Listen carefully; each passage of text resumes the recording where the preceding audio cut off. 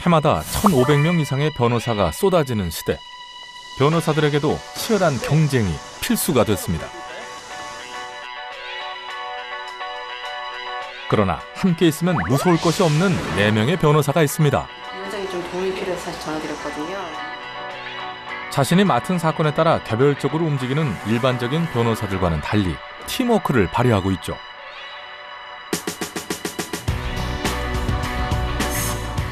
로펌의 살림을 맡고 있는 홍일점, 양정은 변호사. 뛰어난 공감 능력으로 의뢰인을 이해하는 양지웅 변호사.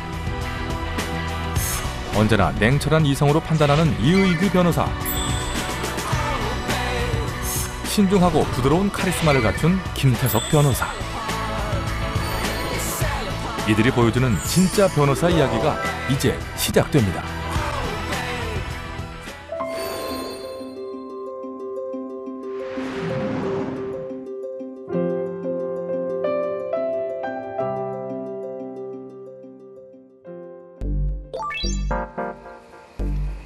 오래된 건물이 즐비한 인천의 구시가지. 낯선 타지인들이 나타났습니다. 뭔가를 찾는 듯한 두 남자. 낡은 건물 앞에 멈춰섰습니다. 아무도 살지 않는 것 같은데요. 두 남자는 사진부터 찍기 시작합니다. 여긴 들어가면 안 될 것 같아요. 무너질 것 같은데. 그건 안 될 것 같아요. 고양이랑 강아지들이 살고 있는 것 같아요. 사람이 살지 않은 지 한참은 된 것 같은데 이 쓰러져가는 폐가에서 무슨 일이 일어난 걸까요? 저희가 서류상으로 본 거하고는 뭐 느낌이라던가 아니면은 사건을 향후에 어떻게 수행해야 될지 계획을 세울 때 좀 차이가 많이 나는데 좀 와보길 잘한 것 같고 좀 더 살펴봐야 될 것 같습니다. 두 사람은 이 건물과 관련된 사건을 맡은 변호사입니다. 안녕하세요. 아이고, 옷이라도 편하게 입고 오시지. 네, 뭔가 밟았어요, 저 지금. 위험하신데? 오늘 양복 다 버리는 거 아니에요?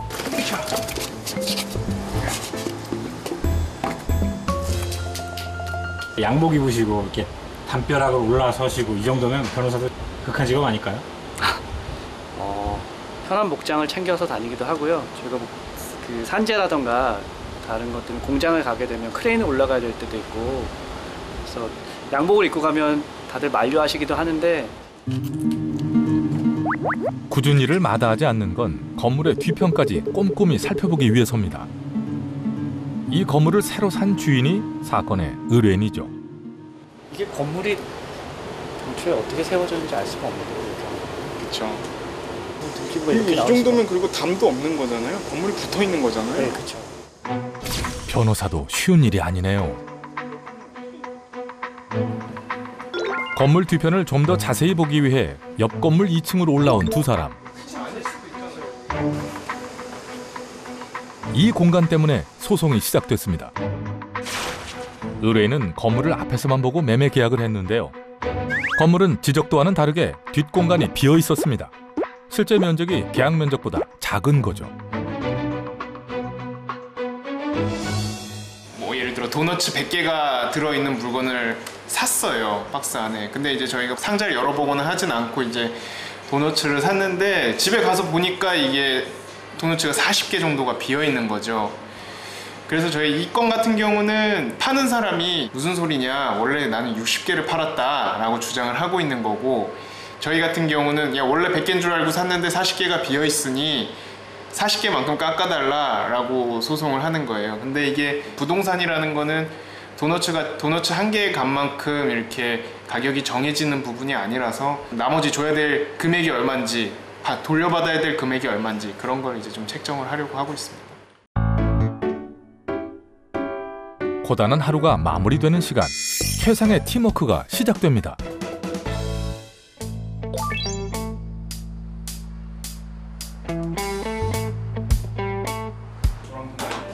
이의규 변호사와 김태석 변호사가 소속된 로펌. 변호사들이 모여 함께 사건을 논의합니다. 인도에서 보행하다가 추락을 방지해야 되는 방어 울타리가 없는 곳에서 추락을 하신 분이 손해배상을 청구하는 거거든요. 고가 밑에 보면 어둡듯이 실제로는 진짜 칠흑같이 어두웠거든요. 그리고 하얀 부분 사이에 있는 여기 지금 위에 두 개가 채워져 있는데 이 두 개가 빠져 있는 상태였고. 잠시만요. 저 사진 저기 가로등에 지금 울타리가 닿여 있어요. 확대 한번 해볼래요? 사진. 아직도 이게 제대로 사진으로 가로등의 이상을 발견한 양정은 변호사. 이건 역시 중요한 증거입니다. 붙어 있다. 그런 부분을 좀 더 강조를 한 번은 더 해야 될 것 같아요. 이의규 변호사는 역시 형법이죠. 그 지저차에서 이제 과실로 관리해야 될 부분이 있는데 그걸 소홀하게 했으면은 저는 업무상과실치상도 가능할 것 같거든요. 지금 이름만 들어서는 다들 자신의 전문 분야를 파고드는데요. 해당되지는 않을 것 같처럼 보이거든요. 전사성과급이라는 거는 개인의 성과에 따라서 받는 그 노동 전문 양지웅 변호사는 의뢰인의 임금 기준을 얘기합니다. 성과에 관해서 개인 성과급을 지급. 그러니까 그게 이제 통상임금에 해당되는 거고 전사성과급이라고 하면 평균 임금이냐 통상 임금이냐에 따라 손해배상 청구 금액이 바뀝니다. 통상임금이지. 왜? 정기성, 고정성, 그 다음에 일률성. 거기서 뭐가 충족이 안 됐다는 다. 거야? 왜냐면 회사가 성장하면 두 노동 전문 변호사가 팽팽히 맞선 가운데 이어지는 열띤 토의. 회의를 할 때마다 싸우는 것이 일상입니다. 그러니까 평균임금에 근데 아까 그 얘기 했잖아. 의견을 모으는 것이 쉽지 않죠. 300%는 기본이 나온다고 돼 있으니까. 그러니까 이름만 들어서는 그런데 두 분 의상하시는 건 아니죠? 그래서 판사님이 사실조회 하라고 한 거지. 그 부분은 이 분위기에서 의견 하나 꺼내기도 쉽지 않네요. 이름만 들으면 평균임금 같아.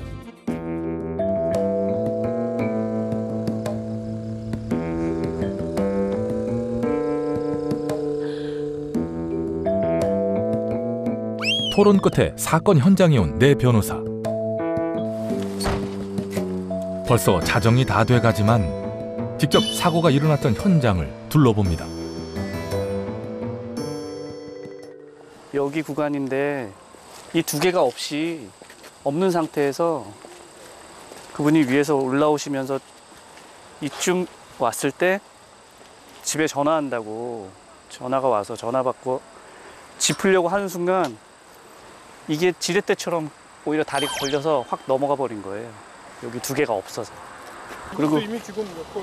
네, 맞아요. 이게 그러니까 교통사고가 그때 났어가지고 얘네들이 다 이가 빠져 있는 거예요. 여기를 보수를 안 하고 몇 년째 있었고 뭐 중간 몇 년 전에는 여기 하나만 껴져 있었던 적도 있고 다시 또 빠졌고. 사건이 일어난 당시 사진을 보면 난간 일부가 빠져 있었는데요.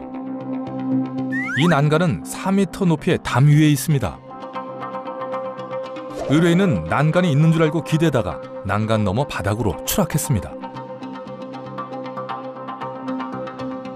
현재 사건 현장의 난간을 자세히 보면 수리한 지 얼마 안 된 흔적이 보입니다.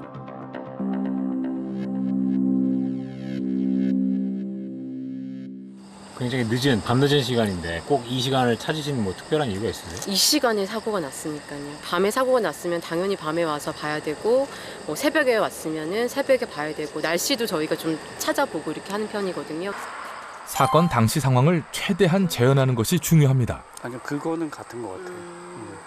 이 가로등도 다 바꾼 거죠? 이게 LED로 바꾼 거죠? LED로 다 바꿨고 당시에는 이렇게 등이 다 꺼져 있었어요. 이게 천변을 가리키는 천변등이고. 그 동영상 촬영했나요? 예, 동영상도 촬영하고 이 기울기를 보여주고 싶어서 저희가 그 뭐 수평계나 이런 걸 쓰진 않았지만 걸어가는 모습이라던가 여기 어느 정도 경사로 기울었다 이런 거는 제출을 했었거든요. 이게 사실 거의 언제나 꼽힐 것 답은 같은데 현장에 있습니다. 현장이 사진이나 동영상으로만 봐서는 뭐 어떤 거리감이나 높낮이나 이런 걸 잘 알기 힘들고 또 여기가 늦은 시간에 많이 어둡거든요. 지금은 가로등이 들어오지만 당시엔 들어오지도 않았고 그래서 그런 현장의 느낌 이런 것도 보고. 아예 이게 없어. 같은 현장을 바라보고 있지만 변호사마다 집중하고 있는 부분은 다릅니다. 4m? 890 나이가 가동에는 60살에서 65년 예. 올라갔잖아요. 이거는 그 회사의 정년하고는 관련이 없나요? 나머지 한 5년 각자 전문 분야가 다른 만큼 모여 있을 때 더 풍부하게 사건을 바라보게 되죠.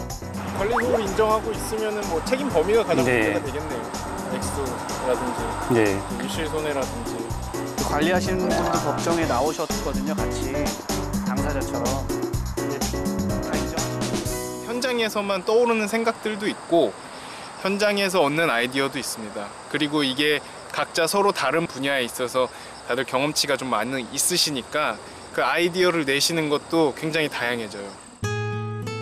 서로의 사건에 대해 의견을 나누고 치열하게 싸우는 것은 함께 있을 때 최상의 결과가 나온다는 믿음 때문입니다.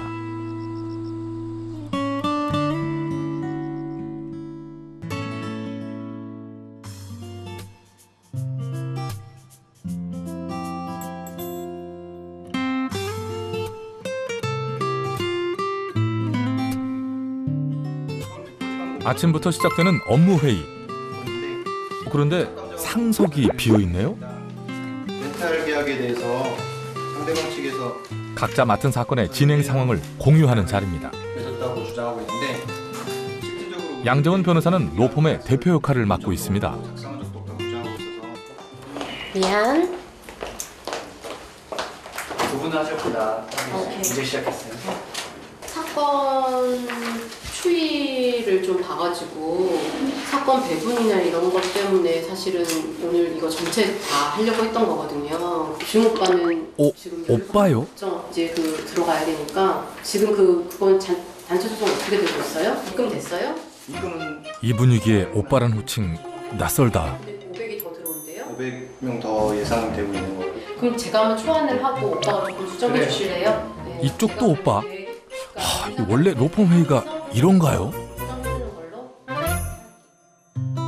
법무법인이 처음 만들어진 것은 4년 전. 하지만 이들의 인연은 훨씬 더 거슬러 올라갑니다.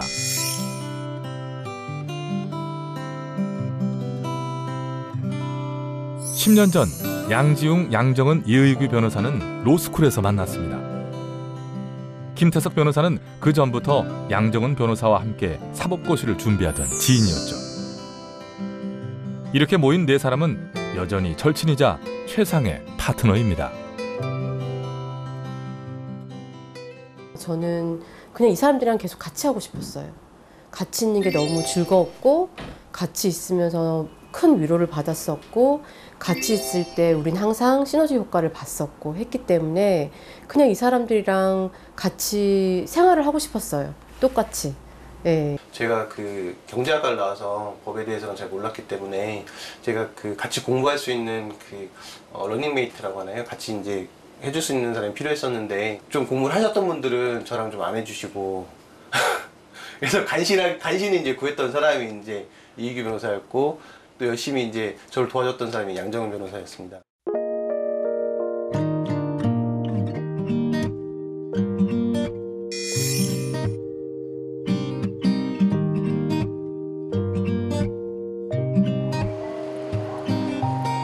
양중 변호사는 약속이 있을 때마다 주로 대중교통을 이용합니다.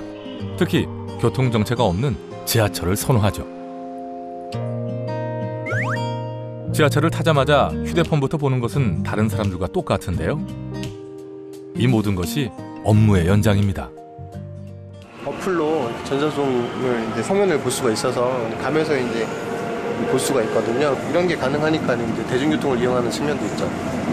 잘 운전을 하게 되면 운전하는 동안 집중해야 되다 보니까 다른 일을 못 하거든요. 근데 이제 대중교통을 하다 보면은 이곳에서 이제 업무 처리를 할 수가 있거든요. 그동안 이제 전화를 받는다던가 소송 문서를 이제 미리 볼 수도 있고요. 늦은 점심을 위해 변호사들의 단골 맛집에 간다는 양지웅 변호사. 아, 패스트푸드점이 맛집 맞나요? 느긋하게 식사할 수 있는 날이 거의 없는 일상. 이렇게라도 끼니를 찾아 먹으면 다행입니다. 시간을 오래 잡을 수가 없으니까 간단하게 때우는 경우가 많이 있어요. 샌드위치라든가 햄버거라든가 아니면은 그냥 커피 한 잔 먹고 이제 끝이 냅니다. 경우에 따라서는 아예 식사를 못 하실 경우도 꽤 있으시죠? 네, 그래서 간헐적 단식인가요? 타이에서 간헐적 단식을 하는 경우가 많이 있습니다.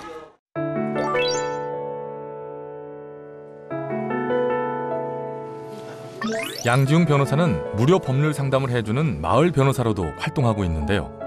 그중에는 매우 심각한 사연도 있습니다. 여자를 사귀었는데 그 여자를 만나고 오기만 하면 아이나 나는 때리고, 남편도 안 들었는데 왜 일찌감치 밤 1시, 2시에 들어야 돼? 애하고 자고 있냐? 나는 남편인데 남편 들어오기 전에 왜 자고 있냐? 그러면서 발로 걷어차고, 아이하고 나하고 내쫓아서 열쇠도 없이 내쫓아갖고 갈 데가 없어갖고 놀이터에서 잠자기도 하고, 그래서 그냥 이혼했어요. 합의요. 그랬는데 지금 와갖고 그 여자하고 계속 살았어요. 우리가 이혼하고. 그래서 우리 아이를 파양을 시키겠다고. 네. 그렇게 전화가 왔어요. 근데 지금 우리 아이는 입양의 사실을 아무것도 모르고 있어요. 오로지 엄마가 아빠가 친엄마 아빠인 줄 알고 있어요. 아, 본인 아직도 모른다고요? 몰라요. 저가 뭐 그런 내색도 해본 적도 없고, 제가 다 이것저것 하면서 키웠어요. 그렇죠. 어떻게 키우셨어요? 힘드셨을 것 같은데. 힘들었어요. 중학교 1학년 때부터 제가 12년을 키웠어요. 그러니까요. 네. 저 이제 부모님이 이제 9살인가 8살쯤에 이제 재혼을 하셨어요. 재혼하셔가지고 부모님 그 새로운 이제 어머니랑 아버지 사이에서 자식들도 있었고 이복 동생들도 있었고 외할머니랑 같이 사셨거든요. 부모님은 이런 사실 되게 숨기고 싶어 하셨거든요. 근데 그렇다고 해서 그렇게 안 드러나는 부분이 아니고요. 근데 언젠가는 때로는 자신의 경험이 어떤 법률적인 조언보다 도움이 됩니다. 보시면 재혼 부부 이혼 후 파양 소송이 증가한다고 하잖아요. 그러니까 근데 법원은 엄격하게 해석하고 있거든요. 그러니까 유리하신 거예요. 나쁜 일이 아니거든요. 그리고 감추실 이유가 전혀 없어요. 오히려 칭찬받고 훌륭하신 분이신 건데 공감의 문제인 것 같거든요. 그분 저도 이제 그런 경험을 해봤으니까 누구보다 이제 그분들의 마음을 조금이라도 좀 이해할 수 있는 사람인 것 같고, 제가 먼저 이야기를 털어놓으면 그분들도 이제 제가 어떤 마음일지도 공감을 하시는 거니까, 그럼으로 인해서 본인들이 가지고 있는 그냥 아픔이라던가 그리고 감추고 싶었던 비밀이라던가 이런 걸 이제 말씀해 주시는 경우가 많이 있습니다. 가정 환경 때문에 중2까지 할머니 할아버지 손에서 자란 양지웅 변호사. 자신의 아픈 과거는 좋은 변호사가 되는데 가장 큰 자산이 됐습니다.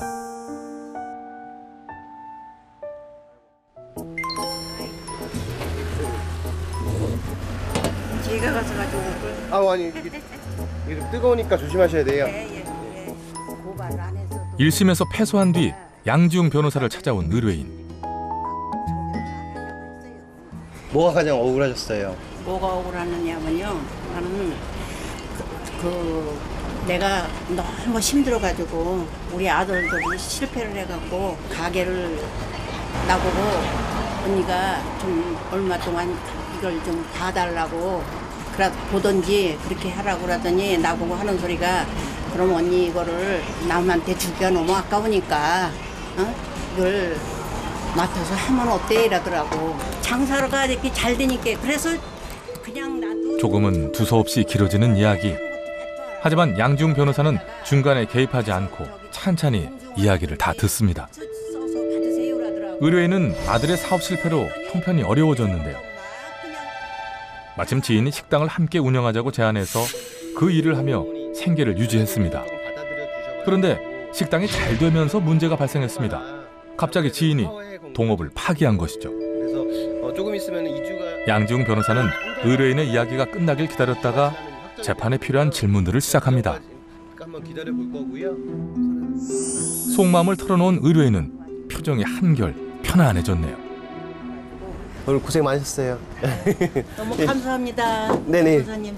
진짜 제가 이렇게 말할 수 있는 것만 해도 너무 감사하고 고맙습니다. 속이 다 풀리는 것 같아요. 네, 지금 한 게 뭐 있네. 고생 많으셨고요. 여기 조심해서 들어가세요. 예, 이쪽으로 오세요. 감사합니다. 예. 가는 거예요? 네네. 의뢰인을 배웅하며 한참을 바라보는 양지웅 변호사. 나이가 많은 의뢰인을 만나면 길러주신 할머니 할아버지가 생각납니다. 아련함이 있는 것 같습니다.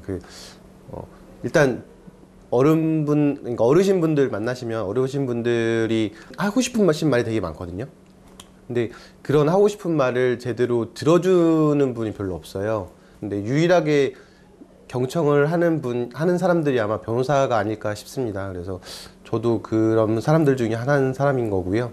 소송에서 이기는 것도 굉장히 중요하지만 소송 과정에서 그분들의 마음을 조금이라도 보듬어 줄 수 있으면 조금 더 좋은 변호사가 되는 거라고 저는 생각하고 있거든요. 그래서